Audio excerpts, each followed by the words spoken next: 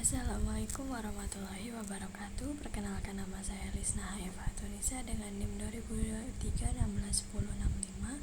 dari kelas 2A Pendidikan Seni Pertunjukan Fakultas Ilmu Keguruan dan Pendidikan.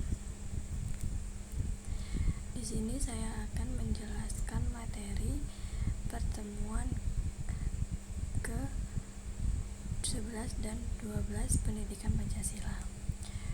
Materi yang pertama adalah pertemuan 11, yaitu memahami lembaga negara pasca amandemen UUD 1945.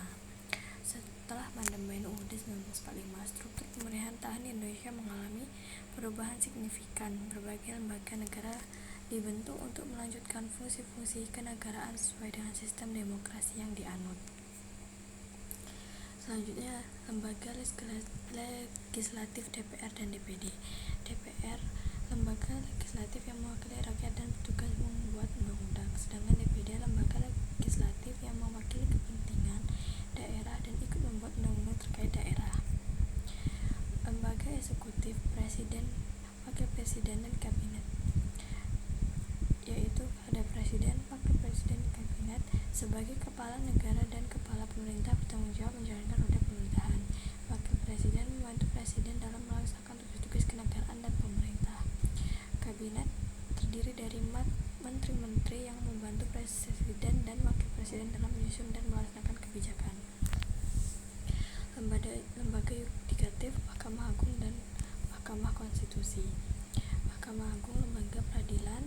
Mahkamah Konstitusi, lembaga pengadilan yang berwenang mengadili sengketa konstitusional.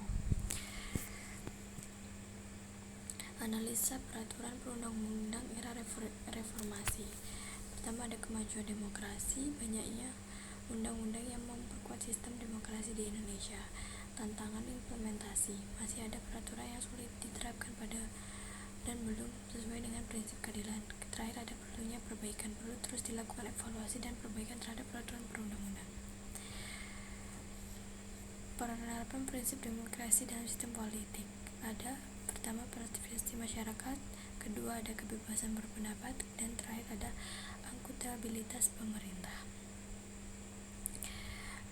Berikutnya saya akan menjelaskan materi pertemuan ke-12.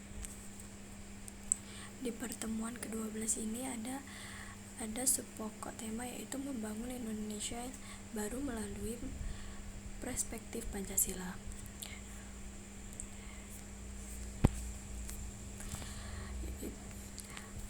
Yang pertama ada mengidentifikasi persoalan sosial, politik, dan ipteks. Pertama ada kesenjangan sosial. Ketimpangan ekonomi dan akses terhadap sumber daya menjadi tantangan signifikan. Yang kedua ada korupsi dan tata kelola. Lemahnya penegakan hukum dan transparansi menjadi hambatan bagi kemajuan. Ketiga ada isu lingkungan. Degradasi lingkungan akibat pembangunan yang tidak berkelanjutan harus diatasi. Dan selanjutnya ada aplikasi Pancasila dalam kehidupan. Pertama ada nilai ketuhanan, menjunjung tinggi toleransi antara umat beragama dan mencegah radikalisme. Kedua ada nilai kemanusiaan, mempromosikan keadilan sosial dan hak asasi manusia. Yang terakhir ada nilai persatuan, mendorong gotong royong dan menjaga keutuhan NKRI. Proyeksi Indonesia baru. Pertama ada reformasi tata kelola, kedua ada pembangunan berkelanjutan, dan terakhir ada peningkatan sumber daya manusia. Menjadi warga negara yang baik harus menjadi seperti taat hukum, partisipasi aktif, kepedulian sosial, dan nasionalisme. Tantangan dan peluang. Tantangan: kemiskinan, kesenjangan, radikalisme, korupsi, dan degradasi lingkungan. Peluangnya pun demokrasi produktif, sumber daya alam melimpah, dan teknologi digital. Paradigma Pancasila menjadi fondasi untuk mengatasi tantangan dan memanfaatkan peluang. Strategi implementasi. 1. Penguatan kelembagaan, 2. Sinergi stakeholder, dan 3. Inovasi kebijakan. Peran masyarakat. Peran masyarakat bisa terdiri dari: pertama, pendidikan, meningkatkan kualitas SDM melalui pendidikan; kedua, kesukarelawanan, memotivasi keterlibatan aktif masyarakat dalam gerakan sosial. Kewarganegaraan mendorong partisipasi warga negara dalam pembangunan.